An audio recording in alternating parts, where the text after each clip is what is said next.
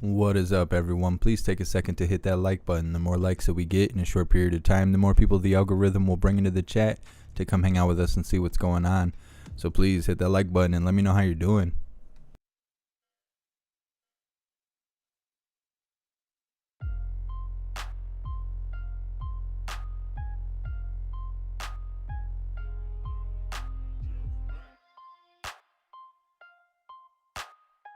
What's up, Proud Ankle?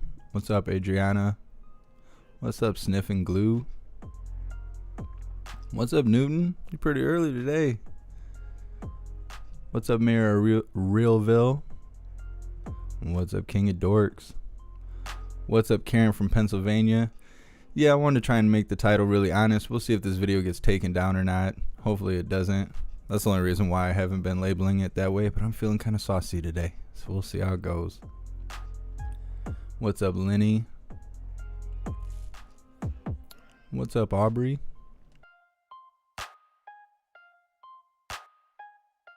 What's up, Steven? I'm doing pretty good. How are you doing?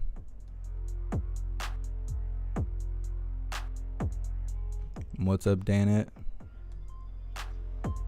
What's up, Michael? What's up, Indigo?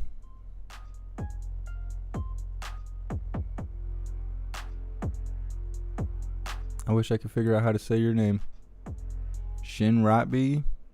Either way, what's up? What's up, Sind? What's up, Betsy?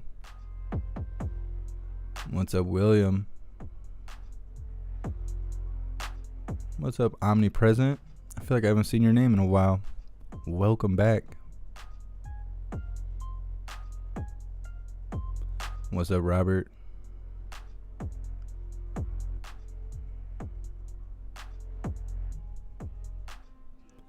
What's up, Adriana? I don't think the FDA has approved it yet. I think everyone's getting their ducks in a row because they expect it to be approved because they're going to push it through regardless of how they feel about it. Kind of like those boosters. What's up, Tanya?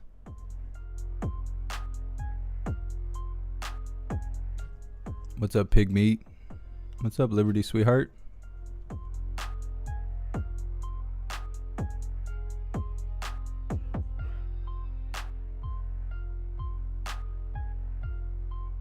What's up, Kath? What's up, Hydrodynamic? What's up, Fire?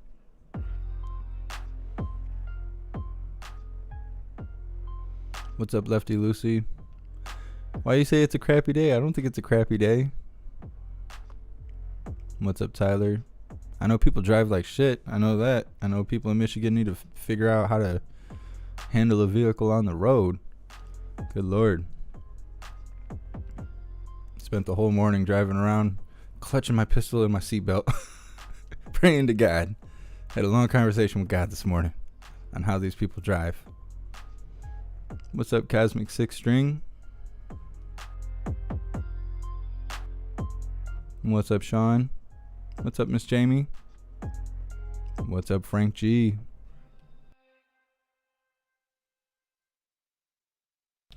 Yeah, Newton, I don't know what's going on with Jen Ball Psaki's eye. Her eye is like indefinitely swollen. I don't know. She likes to get roughed up, I think. What's up, American Rider?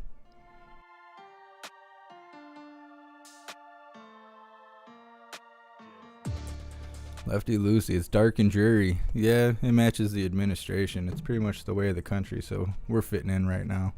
I think that's how it's going. I know it was super cold this morning. I had to actually, I can't even think what it's called, scrape the ice off my windows and stuff this morning. First time of the year, or at least first time since summer. Was so happy to do that. What's up, Zombie Hunter? Breaking news. What's up, Debbie? What's up, Mary? What's up, Tim?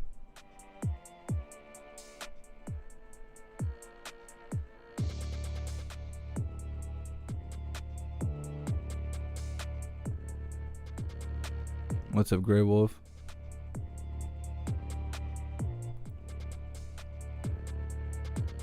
What's up, Frosted 59?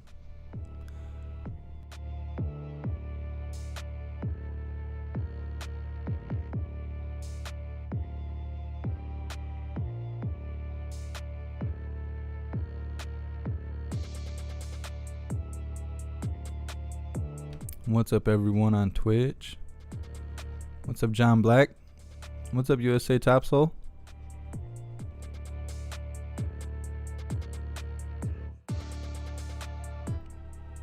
What's up, Indigo? You're everywhere.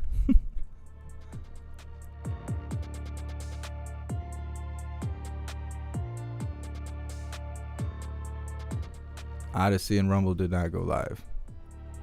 Good lord. Jen Ball Psaki's already 4 minutes late. I don't have enough time to go through and set this up. Gosh dang it.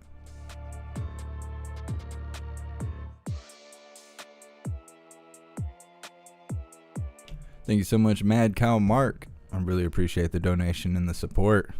Thank you so much for being here.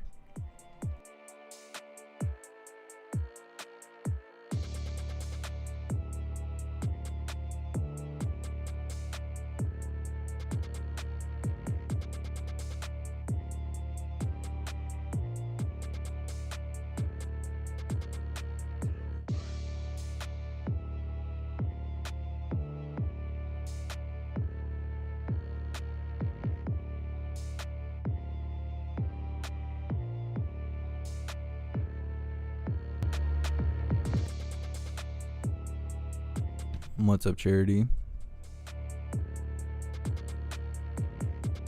What's up, everyone on Facebook?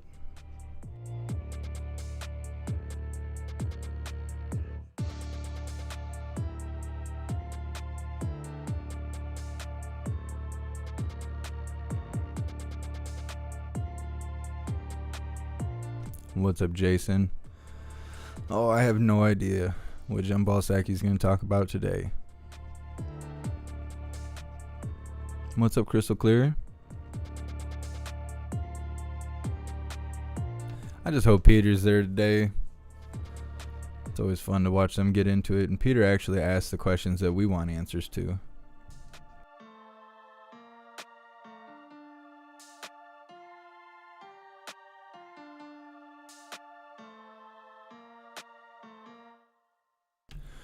What's up, Mad Cow Mark? I just shouted you out. What do you mean? Maybe you're not talking to me. Yeah, Peter and Emerald. They're like tag teaming Jen Ball Psaki, but like not in a good way.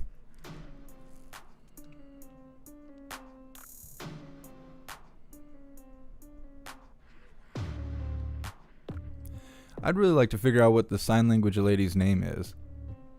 I've been asked a couple times now what her name is, and I have no idea.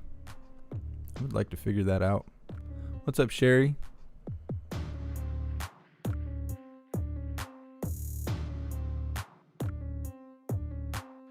Yeah, Liberty Sweetheart. Jen Ball Psaki, she's super snarky. I don't know. I think she feels untouchable. She's super arrogant. Especially when she's talking about decisions made between Democrats and Republicans.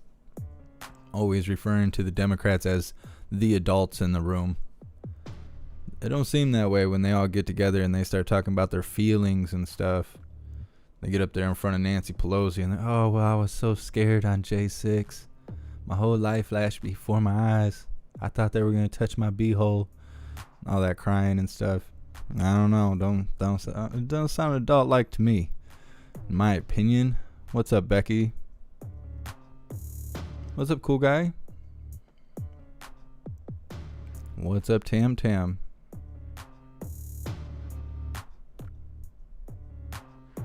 Liberty Sweetheart, she would not be allowed to speak to me that way. She would get touched. Awesome. Yes, definitely. She'd never be able to speak to a hooligan that way. That'd straighten her right out. That's what happens when you don't discipline your kid. They grow up to be like Jen Ball Psaki. I swear.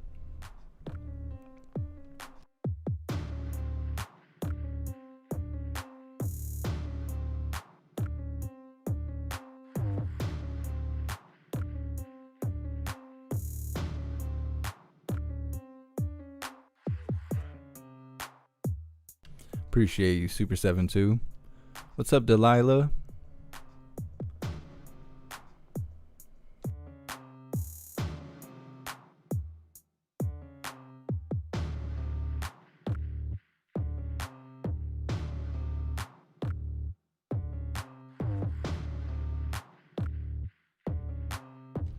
What's up, Dennis? What's up, Salty Ragu?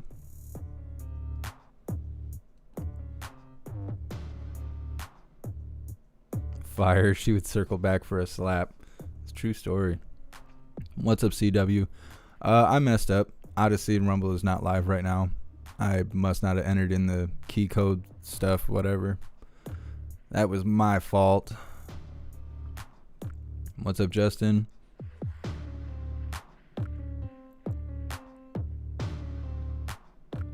What's up, Karaticus? What's up, Poppin' Plugs?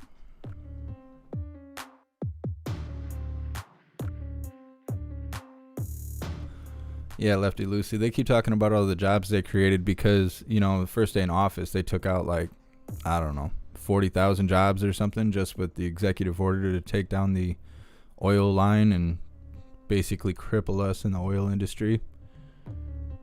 Maybe it was more jobs than that. Either way, they got a long way to go before they should actually be talking about creating jobs.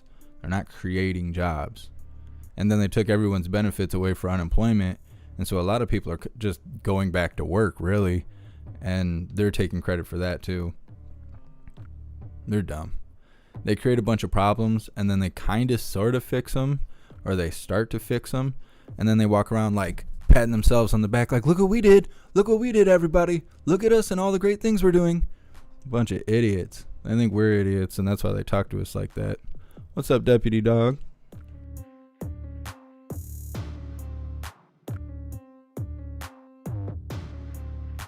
What's up, Mercy Rain?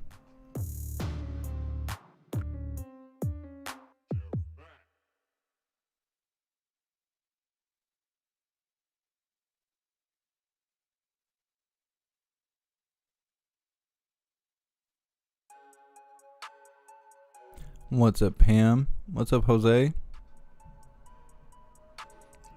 Pam, you're in Panama on vacation. Well, enjoy it. I'd like to go on vacation, I think. I don't know. Maybe. I'd just be sitting in the hotel room going live and hanging out with the hooligans. Be like, outside is vacation, but I prefer to be indoors.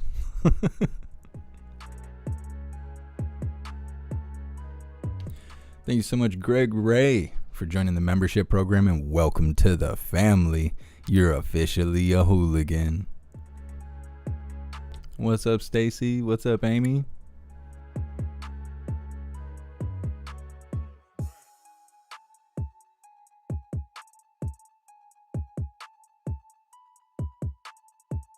What's up, Bluegrass? They raised the price of natural gas in Louisville 30%. I don't know. We're not going to be able to afford anything. They keep doing this stuff. I know gas is super expensive.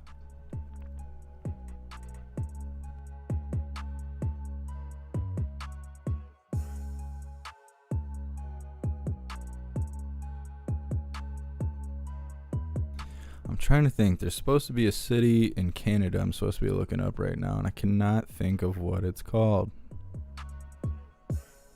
Oh, Who said the Odyssey is live. What's up, JG? Yeah. So far, our Winnie the Pooh videos have survived on TikTok. We will see how that goes.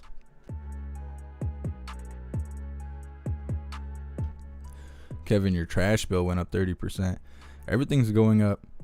And a lot of news and stuff are saying that it's going to continue to go up. $7.59 a gallon on the Northern Cali on the coast. Really? That's crazy.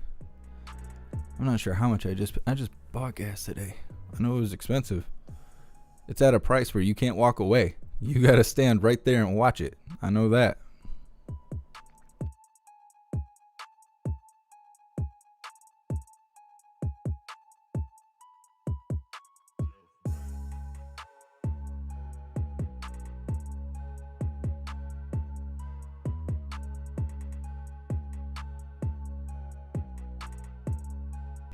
What's up, Snooks?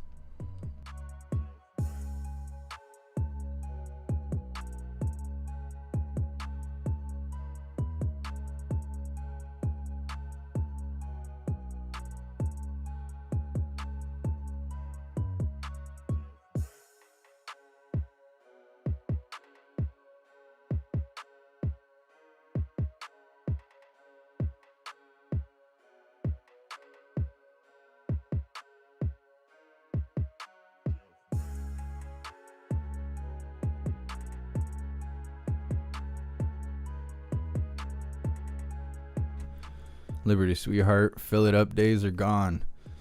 You know, honestly, I never filled my gas tank up. I know it's good for your car, but I don't know, always been like hard up for money. I don't know why. Rent's really high where I live, I guess, in comparison to how much we make here. So I've always been like, I'll put $10 in. I'll put $15 in. But the day they shut down the restaurants for the beginning of the lockdown 2 years ago or whenever it happened, my friend caught me at work. He was walking by. I was like, where are you going? He's like, I'm leaving. So what do you mean? What are you doing? We're halfway through the day working at a factory. He's like, no, I'm putting vacation time in. He's like, they're going to close down the restaurants at 2 o'clock and I want to make sure I eat my last meal. I was like, for real? He's like, yeah, and gas is like $1.60, so I'm going to fill my tank up. I was like, well, I got vacation time. Put some vacation time in. We went and had Mexican food and filled our gas tanks up. That was like the only time I've ever filled my gas tank up. Now with the prices now, I can't afford to do that. Miss Jamie, at $3.30, $3.50 a gallon. I want to say the last time I looked at the gas price, it was like $3.63 where I'm at. I'm not sure what it is today.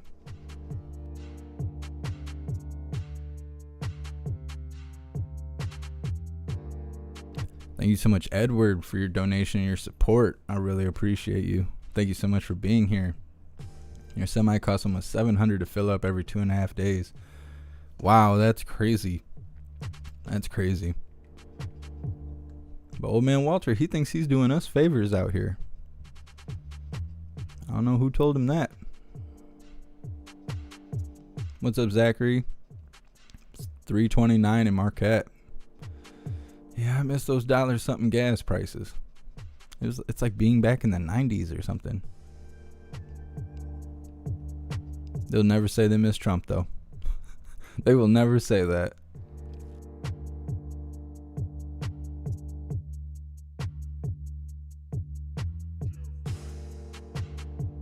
What's up, Rusty Keys? $4.59 for 87 octane. Cali. Dang, Cali's got some pretty high gas prices. What's up, Parabellum?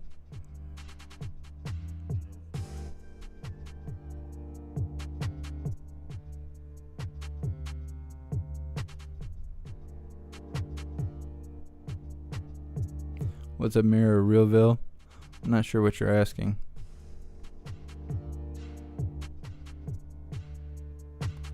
What's up, Johnny?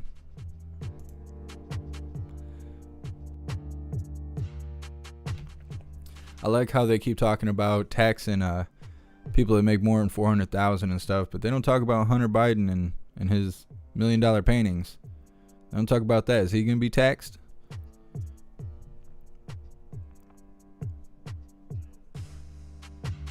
Like, is old man Walter going to be taxing himself? Is that how that works, or are they exempt? Kind of like getting the jab. Everybody in the White House and Congress and all them, they're all exempt. They don't have to get it. Just like laws. That's for us, not for them.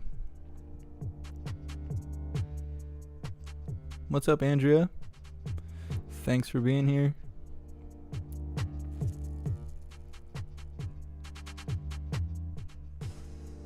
What's up, Debbie? What, is Cruz on somewhere? I know he was laying into TikTok and them yesterday. He was going ham, making them feel bad.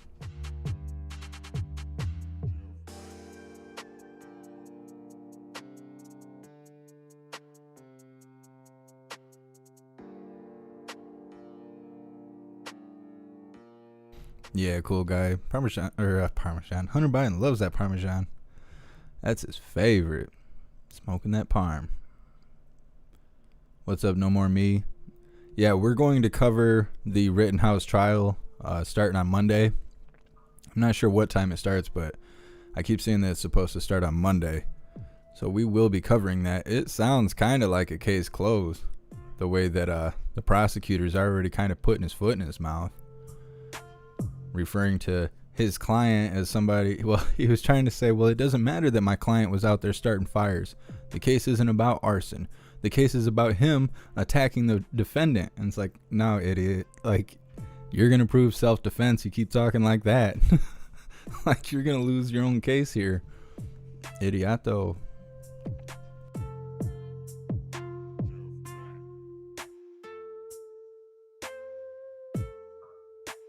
What's up, Smokey SGT?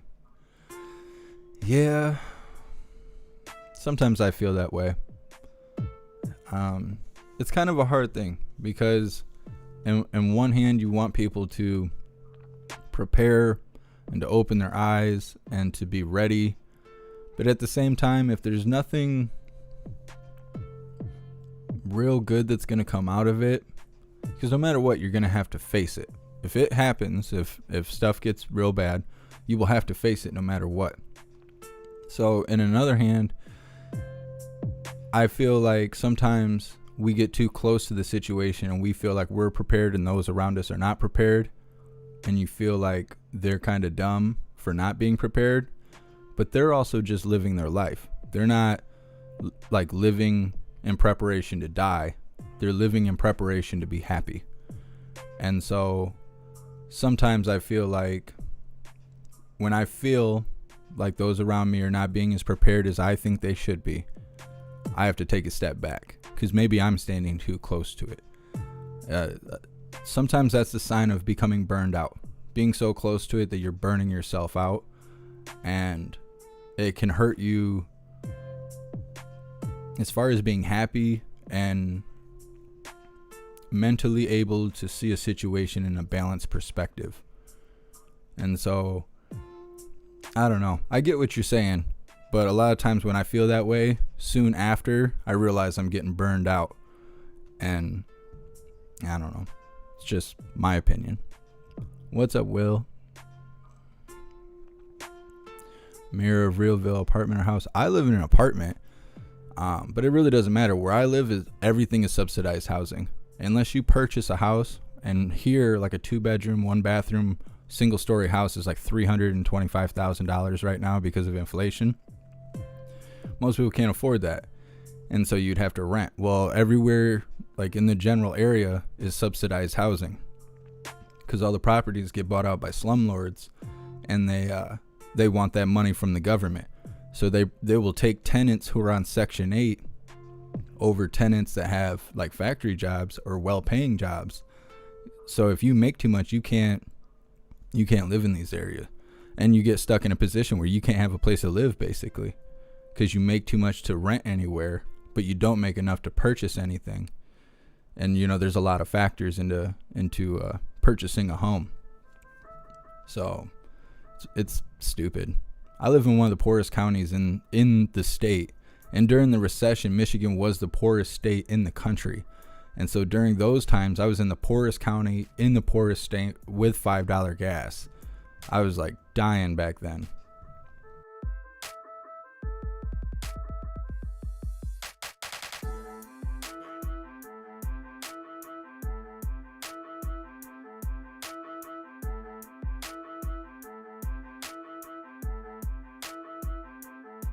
Liberty Sweetheart saw something the other day about how they want to tax unrealized gains like increase in stocks you own but haven't sold yet. That's interesting. They do that. I mean, they already tax this a separate kind of stock. If you're a business and you have stock, like you're holding stock for whatever you make or whatever you sell, when you hit the end of the year, at least here in Michigan, I don't know if this is a federal tax or not, you have to pay tax on that. So when you buy something, sometimes you can get it tax exempt, sometimes you can't. So in some cases, you've already paid tax on it. But then when the year lapses, now you're going to pay tax on that stock again. If you don't sell out of all of that stock, the next year you'll pay tax on it again. And that's kind of what that sounds like. If you're holding on to stock like the stock market and you haven't sold it off at the end of the year, they're going to charge you for what you've gained in profit just by holding the stock. I don't know why. Like, do they really need to take more money from us? All they do is blow our money. How about they should go get those tanks back? Instead of taking money from us, they should go get all that equipment back from Afghanistan. Stop worrying about what we're doing. Those idiots. What's up, Caboodle? Nope. My chat just refreshed. Oh, here we go. Where is Peter? Dang it, I'm not seeing Peter.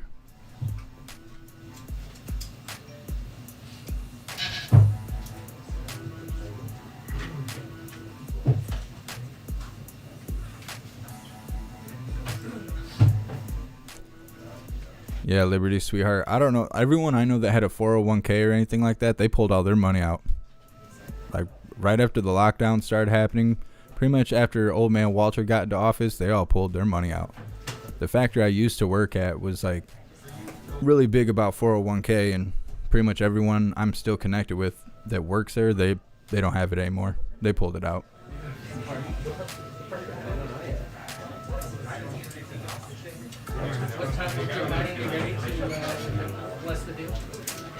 What's up, Soil Tender? Thanks for being here.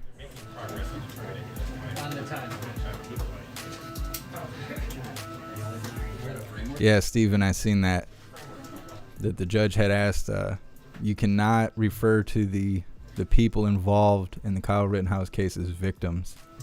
That, to me, that says a lot on its own.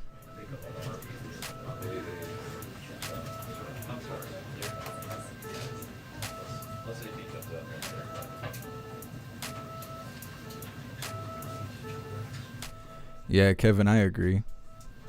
Stressing over possible future trauma is like traumatizing yourself twice. Yeah, it's hard to not get wrapped up into it, though. Especially as much stuff as we pay attention to. And then, like, you know, if you got kids, then you're constantly dealing with, like, what the school's doing. And then you see videos about parent-teacher, or whatever they are, the school board meetings. And you see how bad those are going, a lot of them. And then you start worrying about your situation. Or you see people being let go from work because of not getting the jab, and wherever you work may be kind of flip-flopping on those kind of mandates. So it's really easy to get sucked into being stressed out about the future because of the way that the country is being ran right now, which is what makes it so ridiculous that they talk about how we're in a better position this year than last year. The White House might be in a better position, but we're not. Like, all the Democrats might be happier this year than last year, but we're not. There's no way.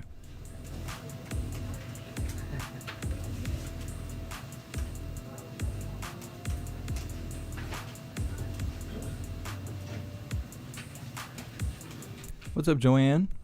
What's up, Mama Bear? Hi, everyone. Oh, here we go. Okay. I have two items for all of you at the top. What's up, little Eddie? Secretary Becerra announced the Biden administration's new federal overdose prevention strategy, building on previous actions the administration has taken to address addiction and the overdose epidemic. The overdose epidemic has evolved, and our strategy to combat it is evolving as well.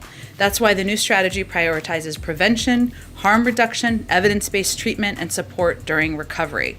The holistic focus on harm reduction and recovery support in particular are new and innovative approaches.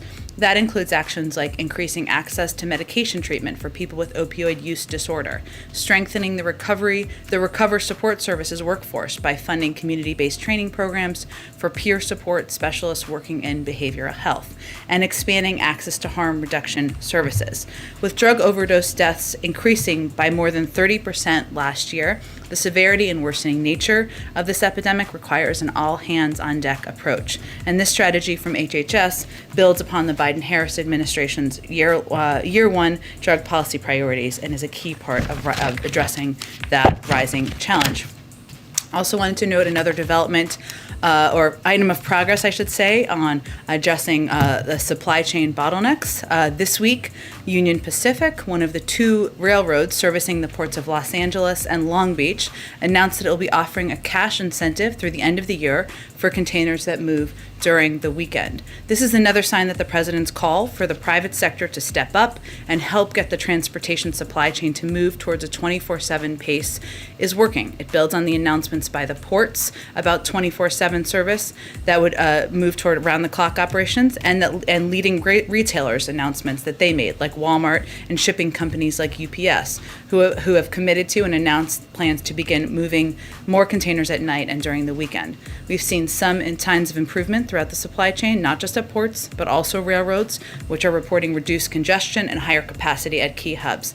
As I said yesterday, and I think we were going to have a chart, but we'll provide it to all of you afterwards, this is the in the context of record-breaking movement of containers through our biggest ports, and this is significant increases from last year. LA and Long Beach, for example, have already moved more containers this year than in any previous year. And as you all know, we're still in the month of October.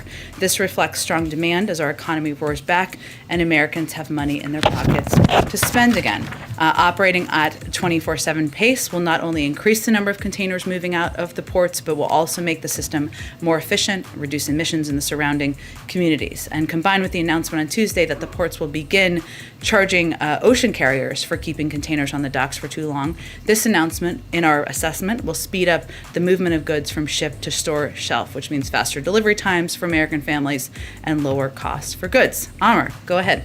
Thank you. First, any updates on where things stand on negotiations? Does the president plan on going to the Hill today? And just give us a general update on where things stand. Sure. Well, last night, as you all know, the president met with Senator Sinema and Senator Manchin in the Oval Office and continued to make progress on finalizing details as we work toward an agreement. This morning, we had a number of senior staff up on Capitol Hill. Many of them may still be there now. Steve Ricchetti, Louisa Terrell, Brian Deese, and others of the key negotiators, Susan Rice as well, I believe, were up there having conversations with members to move the ball forward. The president remains open to going up to the Hill. We haven't made a decision to do that, and we are making decisions hour by hour on what would be most constructive to move things forward. Many of the president's progressive allies have come around or seem to be coming around to the idea that you can't let the perfect get in the way of the good. That said, just outside the White House, some young environmentalists are holding a hunger strike because they believe that the bill has been, or where things stand, that the bill could be weakened to an unacceptable degree. What's the president to those young people and others that feel that this has been watered down too much and that perhaps the president should have been more publicly engaging in debate with Senator Manchin and Senator Sinema? The reconciliation package they're protesting, or the infrastructure bill, or all of it? Reconciliation.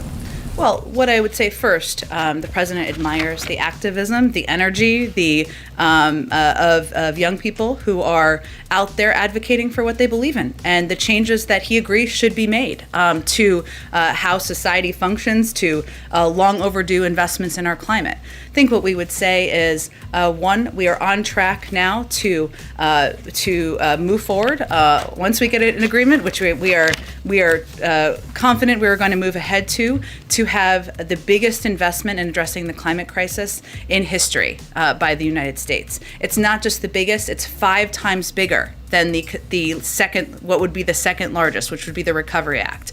This is would be a historic investment and something that would make have enormous impact on addressing these issues. And I would note that, and I don't know all of the things that are of concern to them, but since you asked me about the framing, and I don't know if climate is one of them, but I assume it might be, so let me start there, is that what we're talking about here is creating targeted manufacturing credits that will help grow domestic supply chains for solar, offshore, and onshore wind, expanding access to rooftop solar and home electrification, expanding grants and loans to rural co-ops to boost clean energy and energy efficiency, expanding grants and loans in the agricultural sector, and we are talking about a historic effort to make critical investments in environmental justice, something that is long overdue, that is central, that is important to the president, important to our climate and our clean energy team. I'd also note that there's been some reporting about this as well, and I don't know if they were talking about childcare. I don't know if young people are. I'm happy to hear that, but maybe they were. But what we're talking about in terms of this package is also closing in on a deal that would make pre-K for 3 and 4-year-olds universal and free. This has never been done before, ever. Right now, just to give you some context, the average cost of preschool in the United States costs $8,600. Only 2 million 3 and 4-year-olds are in publicly funded preschool across the country. This legislation is on track to enable states to expand access to free universal preschool for 6 million 3 and 4-year-old children per year and increase the quality of preschool for more children many children already enrolled in publicly funded preschool. And the last piece I'd note is that we know the Affordable Care Act was also its own piece of historic legislation. This would massively build on that, expand access, lower costs for healthcare, which is of utmost concern to many activists and certainly a big priority for the president. So I would say we're excited about this package. The president is excited about this package because it will do so much in a historic nature to address longstanding problems that are overdue. And if I could just quickly, any reaction to Iran's chief negotiator saying Tehran's ready to get back to the negotiation tables in Vienna? Well, I know they've made similar comments over the last several days or week, I should say. Our commitment remains pursuing a diplomatic path forward. I would leave it to the negotiators to determine when the next round of discussions will be. Our framing continues to be compliance for compliance, and we'll leave it up to the Europeans and our negotiators to determine when the next step would be. Go ahead. Thanks, Jen. The president is leaving for Europe tomorrow. Negotiations are still underway over some of the thorniest issues, everything from the top line number to Medicare drug price negotiation, even the revenue options for how to pay for this. So is getting a deal by tomorrow still realistic? Yes, we'll see. Anything else to add? I would say that where there is also another way to frame what you posed to me, and I know why you framed it the way you did, is that there is also broad agreement in Congress among Democrats who we need to support a unified path forward, that we need to address the care economy and take steps to lower the cost of child care, of elder care, of early childhood education and make it more accessible, that we need to do more to make healthcare more accessible and affordable and cut costs, that we need to do more to address the climate crisis. There is agreement on that. What we're talking about here is the nitty-gritty details, as I like to say. That's always what the focus is on at this point in the negotiations, but it's only 1:30. We've got some time. For days now, we've been hearing we're very close to an agreement from you guys, from folks on the Hill, and Yeah. yet so many of these issues are still outstanding, and so just kind of wonder how it's possible that could happen within 24 hours. Have you covered a piece of legislation getting passed before? I think you have, right? So as you know, when it gets to the final stages of it, there is a discussion about how you can achieve the goals you all share an objective to achieve. That is what we're doing now. So when you say we would disagree with your framing, as would anybody on the Hill, I think, who's a part of these negotiations. Because what we're really talking about here is agreeing on a range of revenue raisers as pay-fors that will make the tax system more fair. You've already seen developments and progress on that front over the last 24 hours. What we're talking about is which components of cutting costs and making healthcare more affordable and accessible there is enough agreement on to get this across the finish line. So those are the final details that need to be worked through, and that's what our team's on the Hill working on. And let me ask you about something that the president reportedly told members of Congress last week. According to Congressman Ro Khanna, he said that the president told progressive lawmakers that the prestige of the United States is on the line, that he needs this, meaning a deal, to go represent the United States overseas. Does he still believe that the prestige of the U.S. is on the line if he can't get to a deal? Well, he's said since that time that it's certainly his preference. Of course, he would love to head on his trip with a deal. But I think our national security advisor yesterday also addressed this question several times and made clear that what world leaders are looking at, and through his conversations with his counterparts, they're looking at the president's commitment to making a historic investment in addressing the climate crisis, to addressing some of the overdue infrastructure issues that we have in the United States that have made us less competitive, to making the global minimum tax a part of our law here. They're seeing we're making progress. They're sophisticated. They're seeing we're on the verge of getting to a deal, and that's not, they don't look at it through the prism of whether there is a vote in one body of the legislative body before he gets on an airplane. And if I could just ask you one last one on Facebook, which is CNN reported today on leaks from Facebook, which show that the company is struggling to stay on top of misinformation about the coronavirus and coronavirus vaccines. Is the administration in touch with Facebook about vaccine misinformation on the platform, and how concerned is the president about this latest report? Well, I'm not going to read out private meetings or conversations we're having in this space. What I will say is that we've seen the reporting, of course, and it is unfortunately not surprising for us to hear that Facebook knew of these problems, has known of the issue possibly as early as the beginning of this pandemic. That is what the reporting tells us. That does not surprise us. A reminder that in July, our Surgeon General came to this briefing room to label misinformation a public health issue, and importantly, conveyed that social media outlets are a prime channel for the trafficking of bad information, given their enormous role in our society. And since then, we've continued to see platforms regularly amplify anti-vaccine content over accurate information. That's the basic problem, and that's what we continue to see happen. Go ahead. Jen, speaking of pay force, Yeah. when we talked about the billionaire's tax, is the White House confident that a billionaire's tax would withstand legal challenges? Which I guess is another way of asking, is it legal? We're not going to support anything we don't think is legal, but I will tell you the president supports the billionaire tax. He looks forward to working with Congress and Chairman Wyden to make sure the highest income Americans pay their fair share. I would also note that there are a number of different components of pay-fors or components that will make the tax system more fair, as we like to say, including imposing a 15% minimum tax to make sure large corporations pay their fair share. We saw some aligning around that, I should say, yesterday.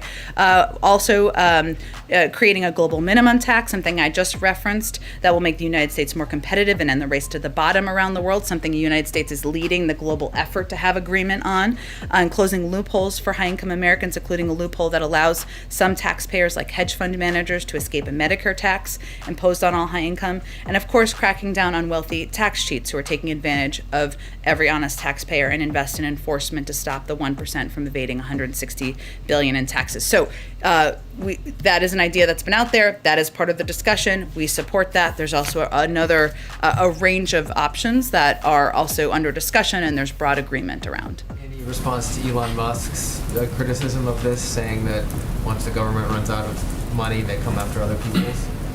I think our response to anyone who has opposes is that we believe that the highest income Americans can afford to pay a little bit more in order to make historic investments in our workforce, in our economy, in our competitiveness, and that has a net benefit on people across the country. One other topic, Turkish media is reporting that President Biden will meet with President Erdogan in Glasgow.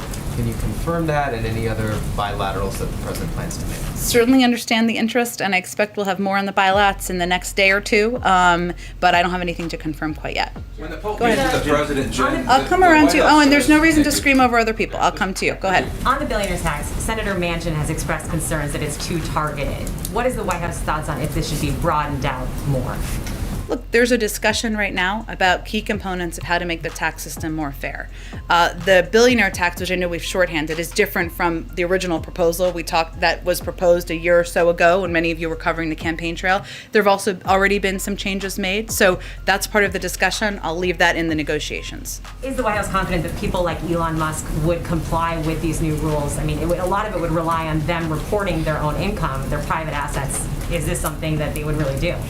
Well, we certainly expect American citizens to abide by the tax code, and obviously we've taken steps. We will take steps that have been proposed to crack down on anyone who's trying to cheat what they owe to the federal government. And just to follow up on the supply chains you brought up at the beginning, what's your message to Americans who are still so worried about getting their Christmas gifts on time, Halloween?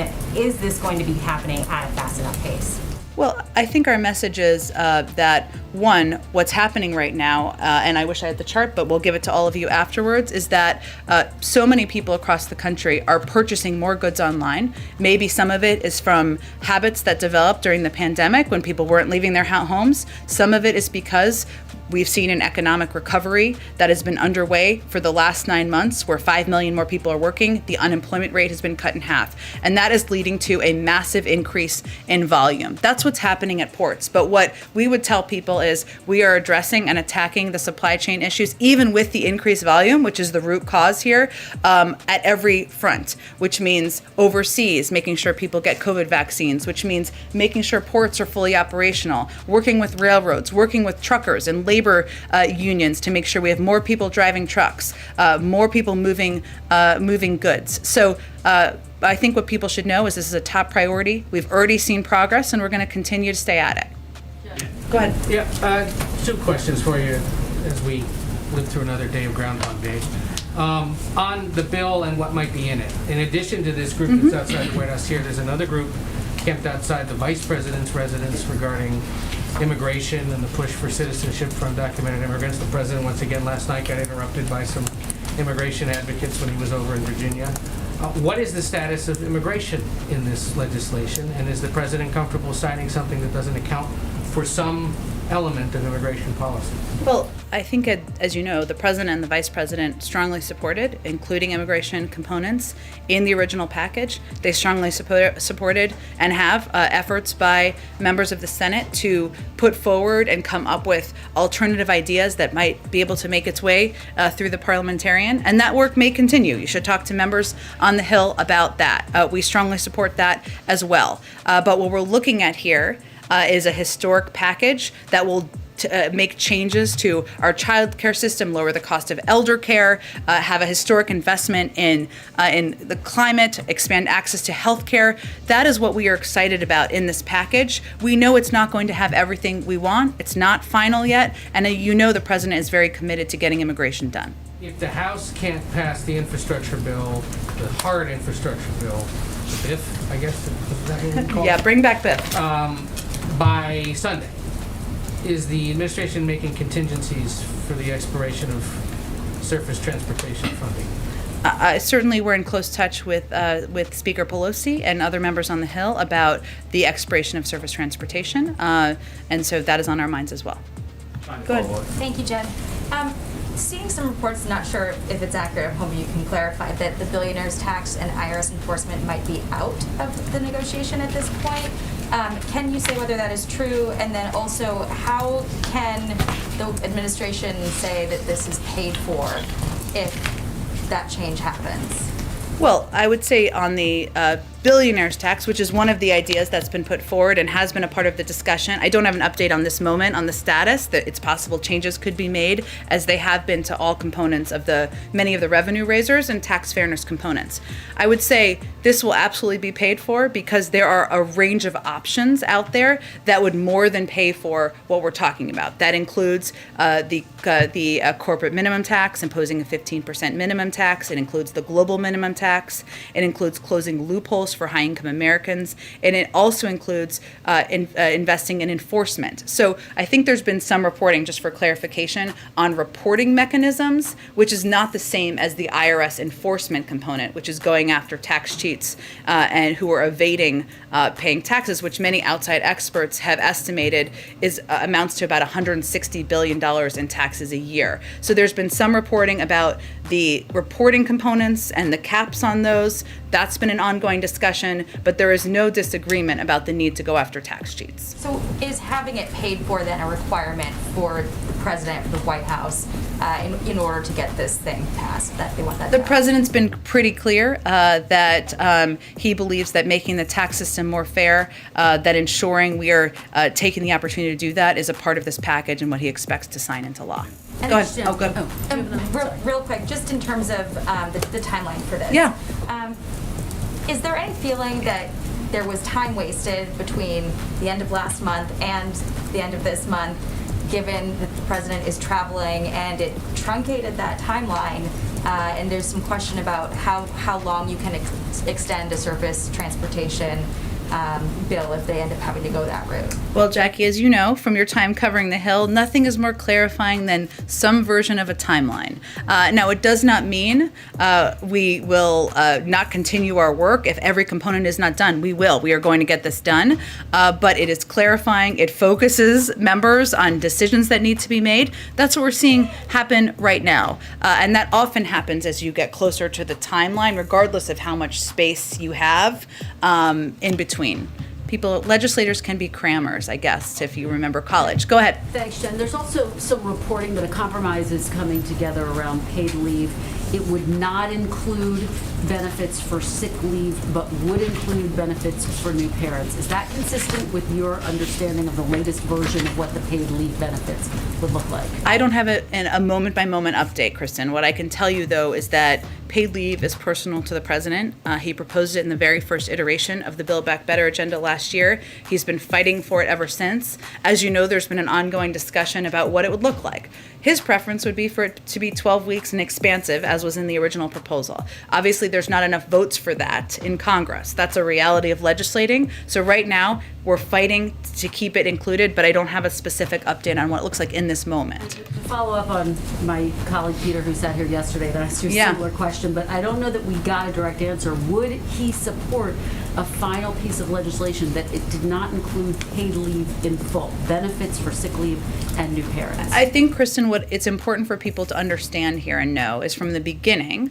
we have said the president was open to compromise. He has said that. He knew and he knows from legislating for 36 years, you're never going to get every single thing you want in a package. We know that. Is that a yes? What I think, Kristen, this is kind of not an unconstructive, I would say, line of questioning in the sense that what we're talking about here is getting a package that would make a historic investment in childcare and elder care. We're fighting to have paid leave included in that, address the climate crisis 5 times larger than anything that's ever been done before in history, and expand access to health care. There will be things that may not be in the package he wants to see. But what any president and any legislator looks at is the totality of the overarching impact. And this is on track to be enormous, impactful, historic. But I'm just trying to be clear, though. He's not drawing a red line around this issue. I'm not drawing new red lines today. Go ahead. Very quickly, Yeah. just very quickly, he is scheduled to leave tomorrow Yeah. morning. Could that timeline get pushed back if negotiators are still working and potentially close to reaching a deal tomorrow? There's some flexibility in the morning, but I would not suggest that he's going to delay his trip. He doesn't have the space to delay it much. Go ahead, Owen. I said you go. Sorry. Go ahead. And then I'll go to Alex next. Go ahead. Thank you. As you know, millions of Catholics will be watching when the President and Pope Francis meet. Yeah. The White House has said they will discuss working together on efforts grounded in respect for fundamental human dignity. Question 1, will that include the human dignity of the unborn?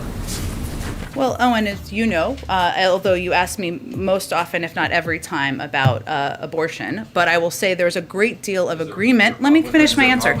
There's not. You can ask anything you want. But what I wanted to note, since you follow this closely, is that there's a great deal of agreement and overlap with the President and Pope Francis on a range of issues: poverty, combating the climate crisis, ending the COVID-19 pandemic. These are all hugely important, impactful issues that will be the centerpiece of what their discussion is when they meet. The president has met with him. This will be their 4th meeting. We expect a warm and constructive dialogue. You are familiar with where the president stands. He's somebody who stands up for and believes that a woman's right to choose is important. Understood. The Pope has spoken differently. I have just outlined for you what the focus of the meeting will be. I think we're going to have to move on. Alex, go ahead, Alex. Owen, I answered your question. Alex, go ahead.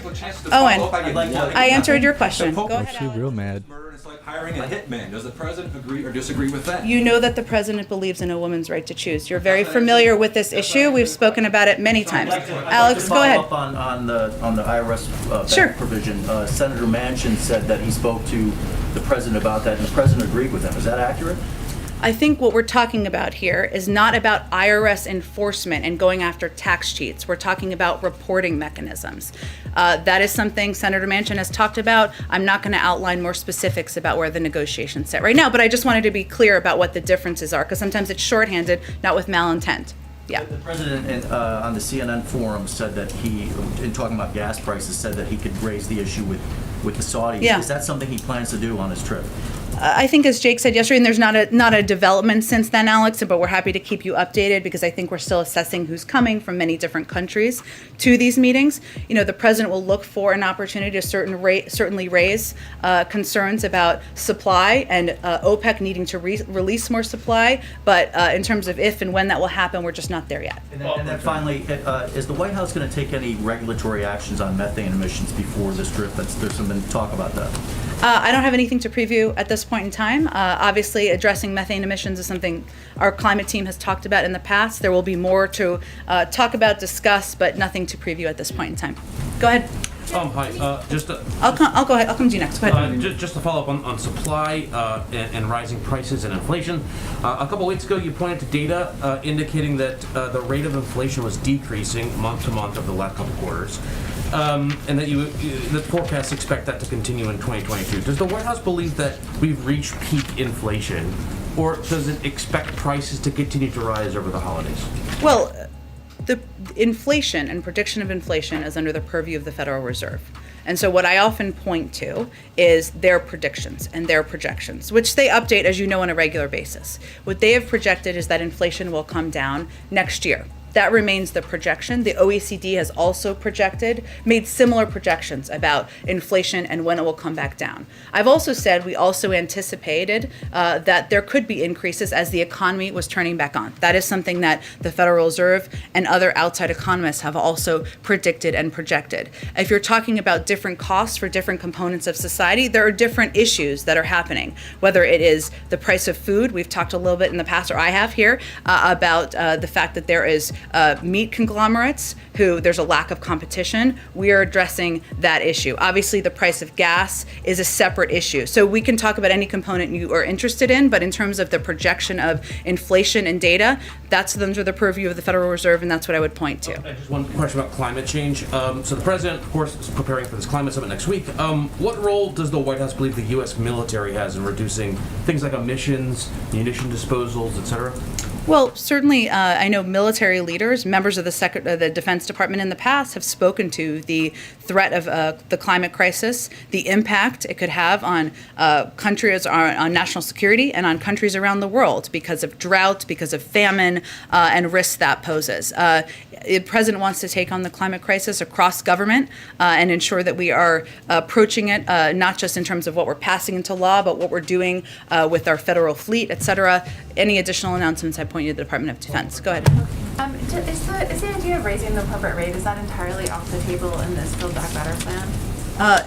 It's all of these tax components are under discussion. I have nothing to rule out at this point while there's live discussions. Just one more question. General Mark Milley earlier today compared China's hypersonic weapons test to a Sputnik moment. He said during an interview on Bloomberg TV, what we saw was a very significant event of a test of a hypersonic weapon system, and it was very concerning. I don't know if it was quite a Sputnik moment, but I think it's very close to that. It has all of our attention. Does the White House agree with that assessment? Well, I've seen, of course, General Milley's comments. I think what he was conveying was the concern we all have about China's military modernization efforts. They continue to pursue capabilities that increase tensions in the region, and we continue to have concerns about that. And I think that was reflected in his comments. Go ahead. Follow-up? Thanks, Jen. I wanted to ask, is there any more you can share on President Biden's perspective on progressives' concerns that a framework for the social safety net and climate plan is not enough to move forward with an infrastructure vote? Well, the president, first I would reiterate that the president is absolutely committed to getting both pieces of legislation done. He's conveyed that publicly, he's conveyed that privately. As you all know, yesterday he had a very good meeting with chairs and members of the Congressional Black Caucus, Congressional Hispanic Caucus, Congressional Asian Pacific Caucus, American Caucus, Congressional Equality Caucus, and Congressional Women's Caucus. And they all came out and they went to the stakeout agreeing that this historic deal we're nearing would represent enormous and long-sought triumphs for the constituencies they represent. So I would say we would reiterate, and he would reiterate, as he has done privately, his commitment to getting both pieces of legislation done, that we're on track for a historic package, and certainly what he's been working on is getting agreement on moving both pieces of legislation forward. But I would also note that if you look at the infrastructure package, there are components of that a lot of members are going to have to look inside their hearts and question what they're for or against. I mean, this package is would extend high-speed internet to every American. Are you against that? Would ensure that children aren't drinking poisoned water. Are you against that? Would make the biggest investments in electric vehicle infrastructure ever while bulking up transit and climate resilience. These are key components of change, of progress that many progressives have expressed support and excitement about, and we shouldn't lose sight about that either, even as we're driving forward on getting both pieces of legislation done. That you would want to that President Biden may push to move the infrastructure bill first? We're going to leave the mechanisms and the order of events up to leaders in the House and Senate, but we want to get both pieces done. I just wanted to note that sometimes what's lost here in these debates is all of the components of the infrastructure bill that are progressive, that have historic impacts, that I think many have expressed excitement and support for good reason. Go ahead. Thank you, Jen. President Biden, over the past week or so, has listed a number of ways in which he's attempting to compromise. Dropping free community college from the plan, reducing paid family leave to a shorter time frame than he would like. He's spent an awful lot of time with Senator Manchin. From the White House perspective, in what ways has Manchin compromised? We'll let Senator Manchin speak for himself, but what I would note here is it's not the president giving up or taking anything. The president is trying to unify a path forward between a range of members in Congress, senators and House members, and what they are for or against, or what they can support or what they're against. That's part of the role he's playing in this negotiating process. So we'll point you to Senator Manchin on what he feels he's given up or what he's for. He can speak for himself. Secondly, the president is heading to Glasgow, and he's hoping to signal the climate commitments. That's where I think his American prestige is on the line. Comments are coming from. Absent a complete deal on any framework, is there any effort from the White House to achieve just the climate portion so that he can go to Glasgow with a framework within a framework? I would just go back to what Jake Sullivan said yesterday, which is that global leaders are quite sophisticated. They are watching and following and understand the fact that the president has proposed the most historic investment in addressing the climate crisis in U.S. history, 5 times larger than what was in the Recovery Act. And that is an example of the president and the United States leading on this issue, as we should, as one of the world's largest emitters. We have a lot of work that we need to continue to do. So what they know and what he will convey to them, regardless of the status, is that we're talking here about fundamentally changing a range of sectors in the U.S. economy. We're talking about incentivizing rooftop solar and home electrification, solar offshore and onshore wind with manufacturing credits, industrial sector decarbonization, rural co-ops. We're talking about fundamentally changing and incentivizing how industries and parts of U.S. society focus on climate and move toward a clean energy and clean energy society. That's what we're doing here, and we're on the verge of getting that done. So I'm just going to reiterate that world leaders are not looking at, is there a vote in the Senate or the House before the president gets on the plane? They're looking at what we're trying to accomplish, our commitment to doing that, the fact that we're making progress on that, and the president's role in getting that done. Go ahead. So at the heart of the debate here is a question that different groups of people answer differently as to how big this spending package ultimately is in context, in terms of history. Sure. The little transcript here tells me you said the word historic 13 times since we started. Counting. It was actually like 9, but then you said it multiple times. Should I tell you what's historic? You need to ask your question. So here's my question: is where does the White House? The president talked a lot on the campaign trail about FDR, about the Great Society, Lyndon Johnson. Like, where does if some version of this, in the range of what everybody is now sort of talking about, passes, where does the White House put this in history, since you used that term so many times? What is this on par with the New Deal? Is this on par with what, does this go beyond what Lyndon Johnson tried to do? You talked just now about just the sort of fundamental altering of society as it relates to climate change. How much should the people who are now debating this feel like they are doing in the context of history? Well, I don't know that we have a new label to put on it. Maybe in the future people look back and say, how does this compare to Build Back Better? We'll see. But when I'm talking about with history here, and I'll be short here, I promise, is creating infrastructures that could be built upon. Similar to what happened with the Affordable Care Act. That's what we're trying to do with universal pre-K. That is something that for decades to come could be built upon and become better. And as it relates to the climate crisis, maybe, hopefully, we'll look back and this will be the moment where the United States, the president, Congress takes a historic action that can change our trajectory here. That's what we hope to do with this package. And of course, building on making healthcare more affordable and accessible is something that is a continuation of the historic work that happened when the president was vice president, but vitally important as well. So I don't have a historic reference. I'll leave that to outside historians to do, as much as I've used that term. But the components we're talking about here is, and what it's important, and why I keep using that phrase is because it's important for activists, for Democrats, and for the American people to know what we're trying to achieve here and what kind of impact it could have on their lives. Just one follow-up on that then. I assume that the president is making that argument that sort of range of arguments that you make to the people who are whose expectations for even more have been dashed. How much is the White House planning, and have you already started planning for an extensive sales job afterwards, were this to sort of pass at some point tomorrow, next week, whenever? You know, the White House that you served in, the last White House that you served in, promised to make a similar kind of pitch after the Affordable Care Act passed, and by and large didn't happen. And certainly wasn't very effective for a very long time. And, you know, what lessons did you guys learn from that? And is there some, you know, plan to sort of, you know, reset expectations after months of compromise and hearing about things that are not as big as he wanted?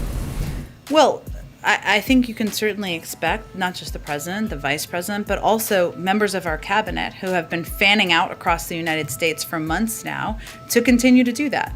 And I would say one of the lessons learned is certainly that, and having lived through several iterations of the selling of the Affordable Care Act, you know, what we learned, I think, by the end of that process is that you need to explain the components of the package and how it's impacting people's lives. And that sounds patently obvious now, but in the time we were selling it as bending the cost curve. I still am not sure what that means. But by the end, we were talking about ensuring that kids who are under 25 could get covered with health insurance, that if you had a pre-existing condition, you didn't need to worry about it. Now, I will say this is instinctual to President Joe Biden. He is somebody, and this is why he's given the number of speeches he's given over the last few weeks, why he's gone to Scranton and Michigan and Connecticut to talk about different components of these packages to bring it to life for people, right?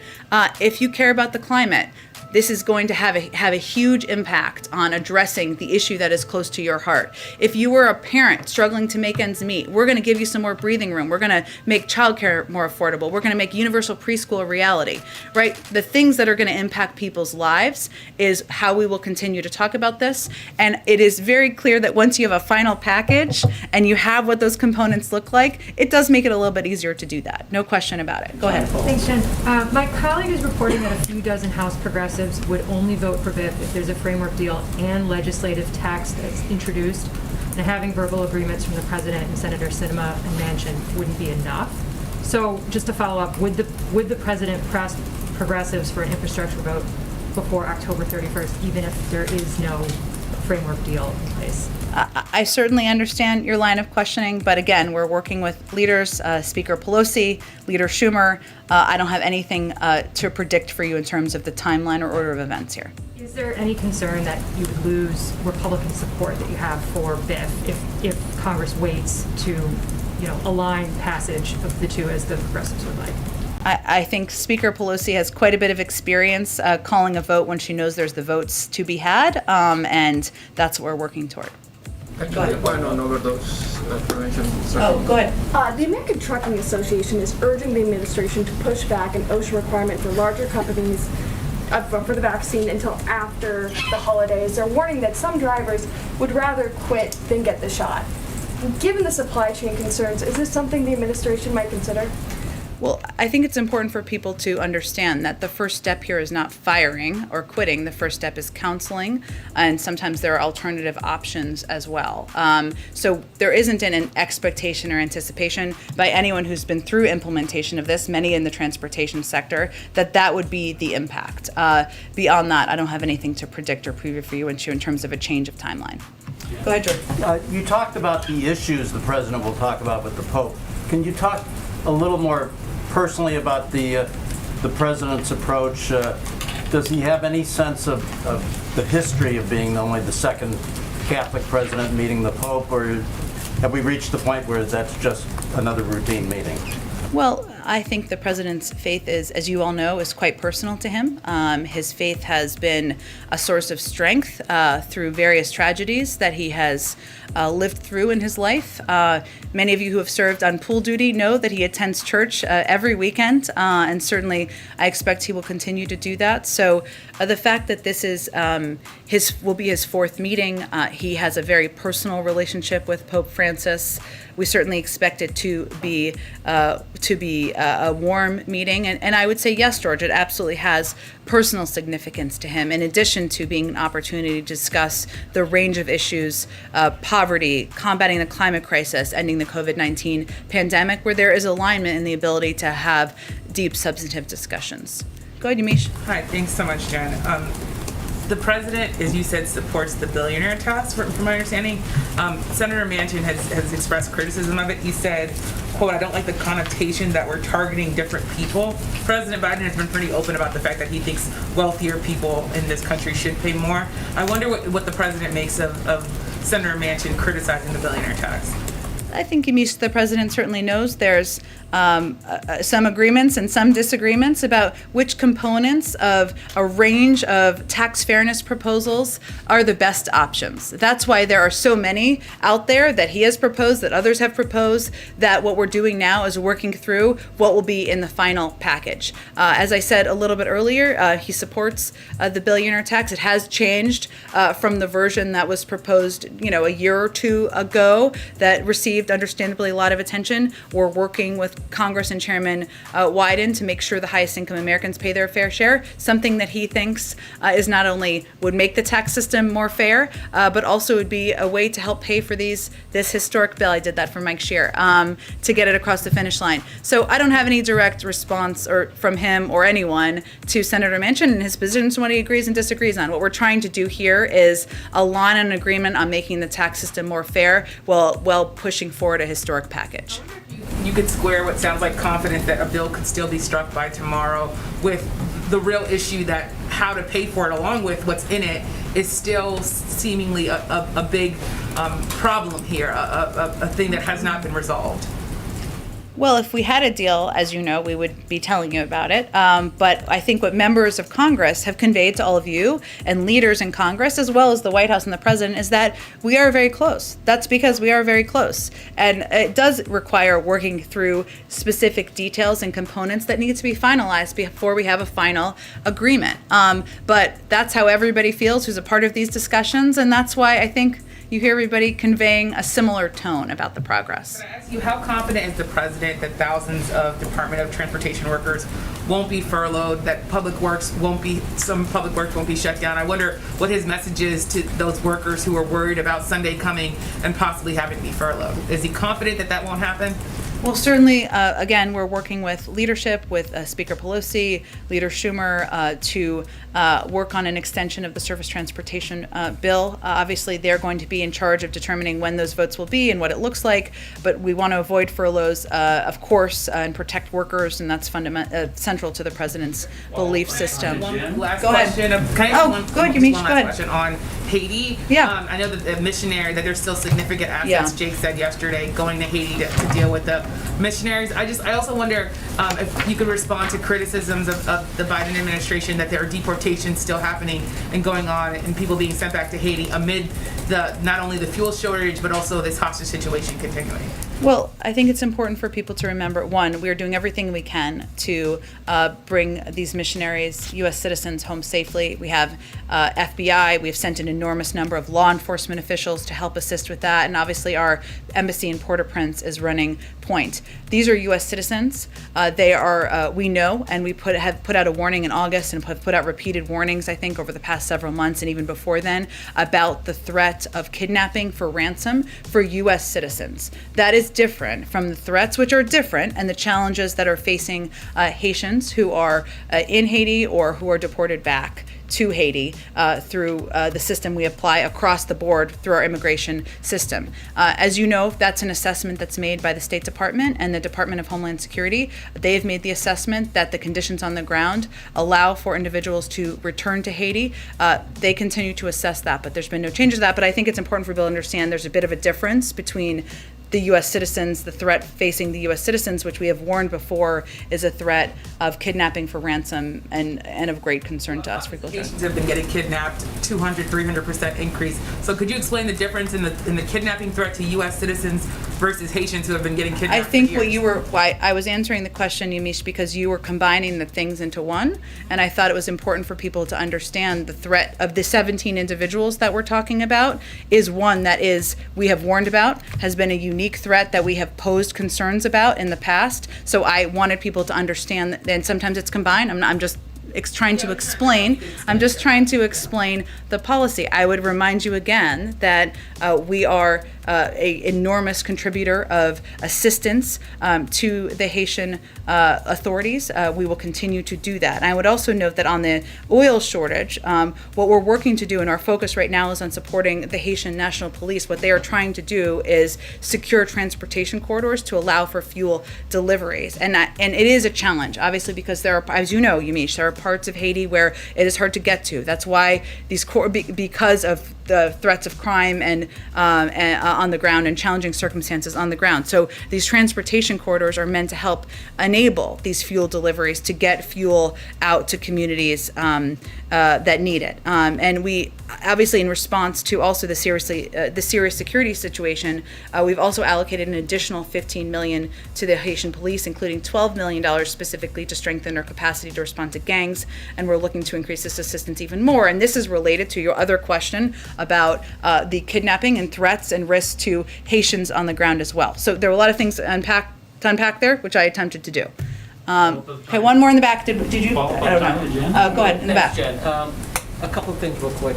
First, it seems like the paid leave might actually be out entirely. And is that something that y'all can accept? It's still under discussion. I would note that the president proposed 12 weeks of paid leave because he absolutely believes it's long overdue to ensure women across the country, families across the country have access to paid leave. It's something we're continuing to fight for, but I don't have a final package quite yet. But he said at that town hall that 4 is better than 12, but obviously 0 is worse than 4, right? Again, I can convey to you what the president supports. What I think your understandable questions are is there 50 votes for paid leave for a package? We hope there are. That's what we're advocating for and we're pressing for. The president wants paid leave to be in this package. There was a letter from the White House General Counsel yesterday to the National Archives, I believe, and it mentioned in there that there's a subset of documents that the committee had agreed not to request at this time. And I'm wondering how those documents are different from other documents that the president has said, go ahead and turn them over, that there's no executive privilege that applies. Well, the deferral referenced in the letter, which is I think what you're talking about, is a routine part of the accommodation process between Congress and the executive branch in these types of matters. The committee agreed to defer a small number of documents, so I would refer to you on what those documents are, or what that looks like, or the scope of those. They'd be best equipped to address that. Okay, thanks everyone.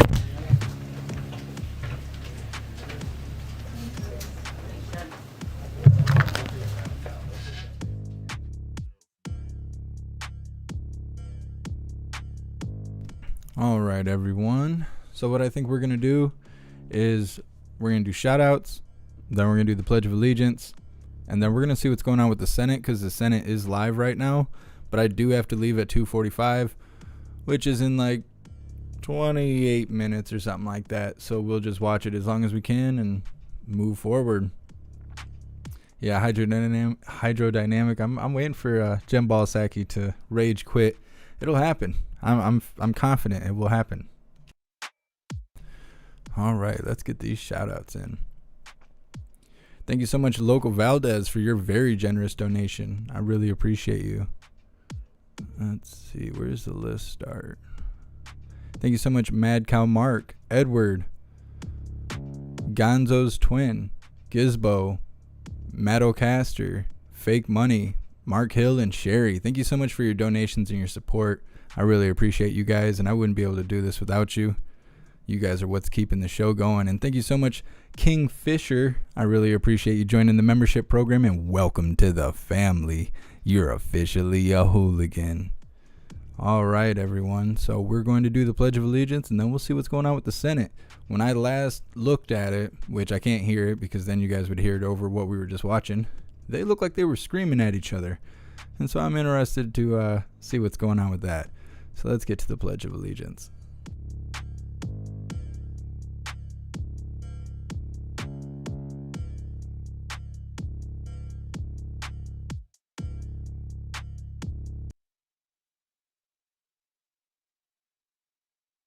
All right, please join me for the Pledge of Allegiance. I pledge allegiance to the flag of the United States of America and to the republic for which it stands, one nation, under God, indivisible, with liberty and justice for all.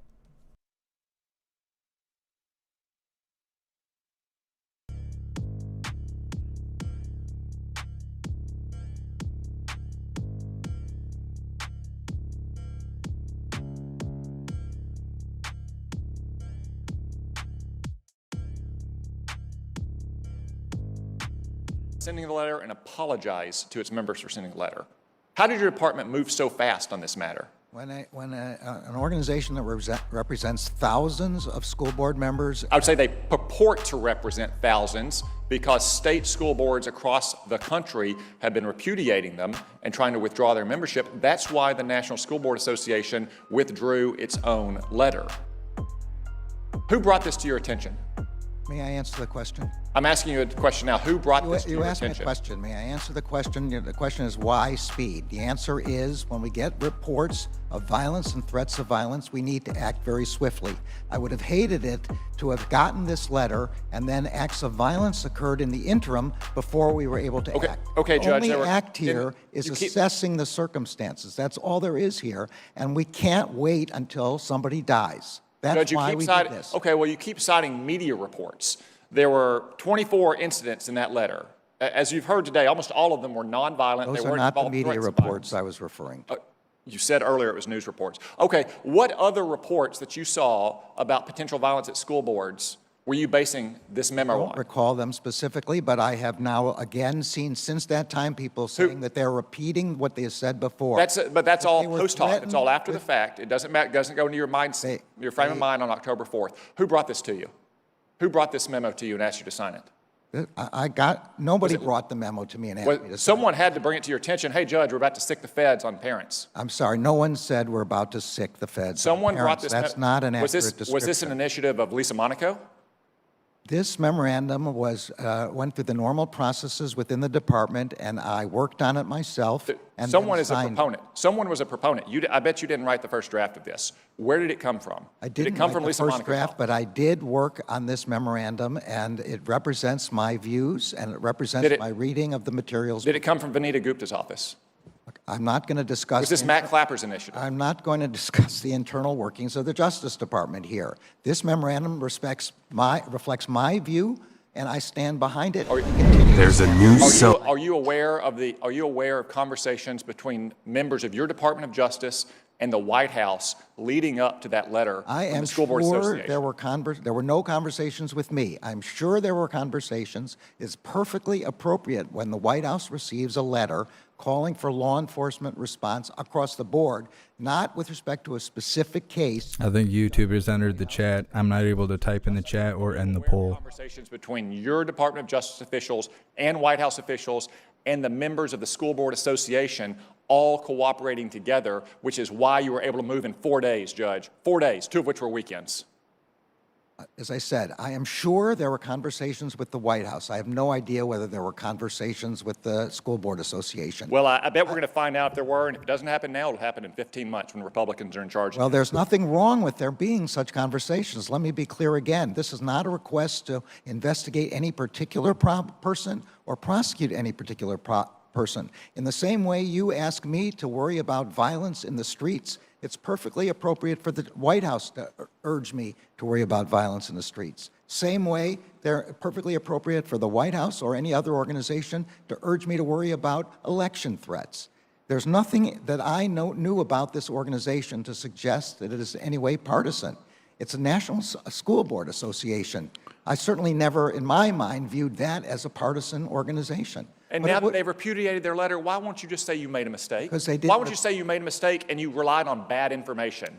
Because they didn't repudiate their letter. They repudiated language in the letter which I did not adopt and don't agree with.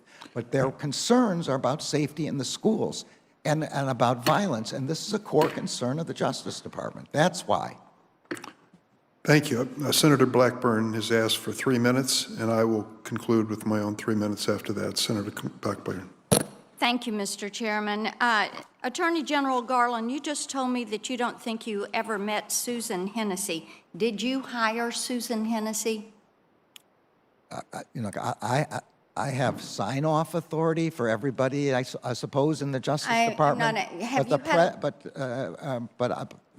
Okay. That's the best I can answer with respect to that. But the question you were worried about, Senator, and I understand, had to do with Durham. And as I explained, she has nothing to do with the Durham investigation. Okay, were you unaware of her comments before you hired her? Again, You don't know. I hire 115,000 people in the Justice Department. I'm fully aware of that. And it's amazing to us that those 115,000 people can't investigate things like crime on the border, can't investigate crime on the streets. And, you know, I'm going to return to this memo of October 4th. The memorandum cites harassment, intimidation, and threats of violence. And what I'd like to know is who chose that language, harassment, intimidation, and threats of violence. You've said this reflected your views, but it's become apparent that you did not write this memo yourself. So I would like to know who came up with that language. Was that yours or was that submitted language? So I don't know whether, let me put it this way. This is language that law enforcement officers are very well understand. It is contained in the federal statutes. Well, in the House and in the Supreme Judiciary Court Committee last week, you said you were concerned only about true threats. Yeah. So are you going to revise your memorandum to make it clear that this applies only to true threats of violence, instead of classifying parents in this country with domestic terrorists such as Timothy McVeigh and Terry Nichols? The other thing I would like to know, you said to me earlier that your memo was based on the NSBA letter and the news reports. So you said there was not a lot of independent research done by you and your staff. So if you would please submit to us for the record the news reports that you're referencing so that we will be able to have that as a frame of reference. And also, we would love to know who actually did write that memo and how they came up with the idea of calling parents a domestic terrorist. One other thing I've got for you. Do you agree with the Supreme Court that the Second Amendment is a civil right? And if so, what is your Civil Rights Division doing to ensure it is being protected? So just to back up on some of the questions, the memo doesn't say anything about domestic terrorism or calling parents domestic terrorists. I do agree the Second Amendment is part of the Bill of Rights and is therefore a civil right.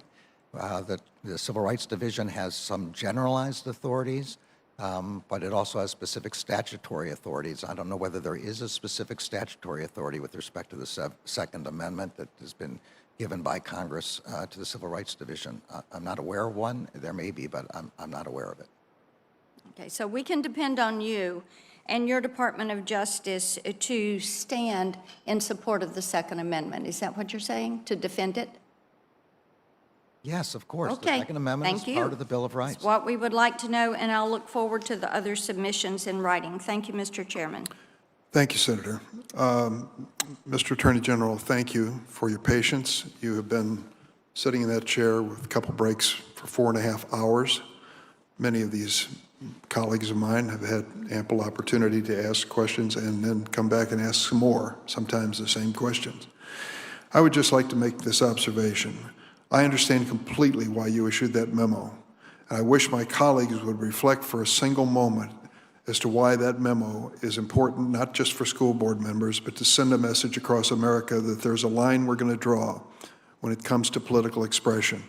When you say words, when you wave your arms, that's all protected. But when you threaten someone with violence or engage in acts of violence, that is never going to be protected and shouldn't be.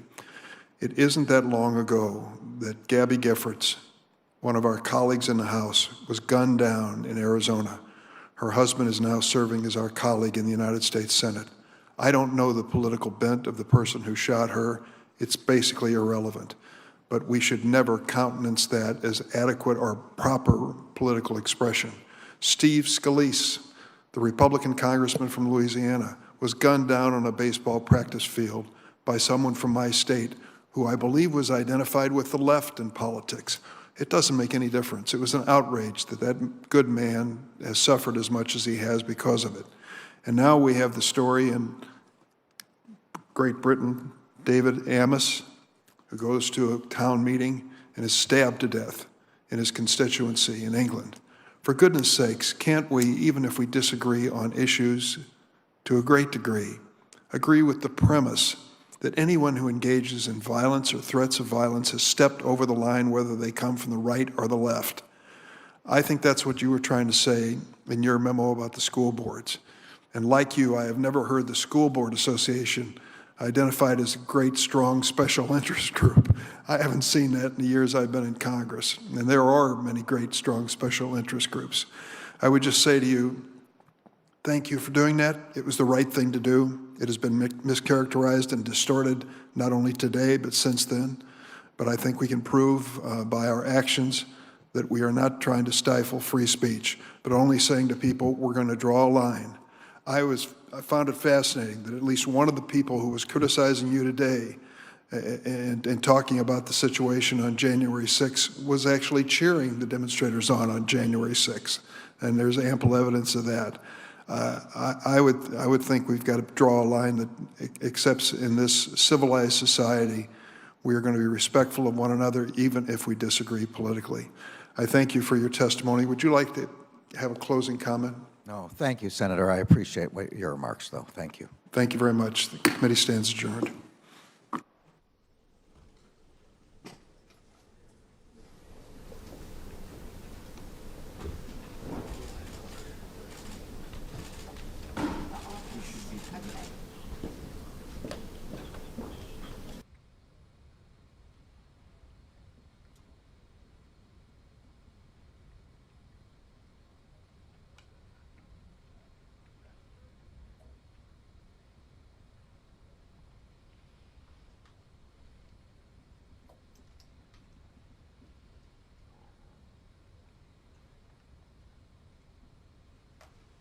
Oh, I should have known that was going to happen. As soon as I go to get some coffee, they all walk away.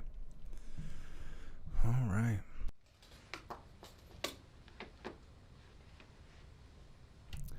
Did they say how long they're going to be gone?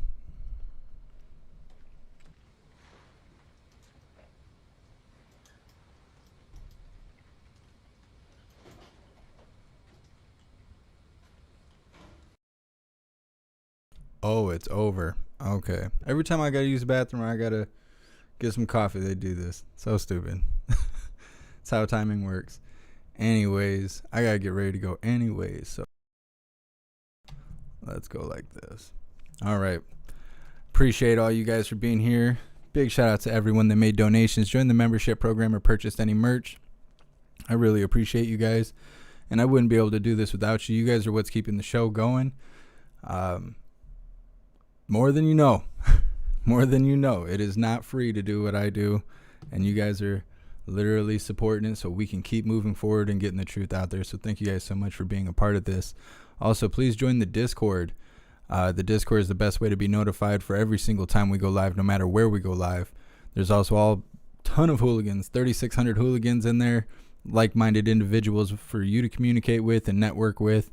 We also have a news board that has more news than you can read in a day, with constant news articles coming in from all over the world. So please join the Discord. Definitely go down the link tree, follow me on everything, stay well connected, because one of these days YouTube's probably going to give me the boot, and if you're not connected with me elsewhere, you'll just think I disappeared. And so please go down the link tree, follow me on everything, and make sure you stay connected. I appreciate all you guys. I have to do some running around for a little bit, but if there's anything going on later in the day, we will cover it, see what's going on. It's Wednesday, I think. Yeah, it's Wednesday. There could be stuff going on. It all depends. It's been a while since we've heard any action out of like BLM or any kind of riots or any, well, not riots. It's been a long time since we've seen riots, but protests, rallies, stuff like that. There's been a lot of anti-mandate rallies lately, so hopefully we can catch something like that.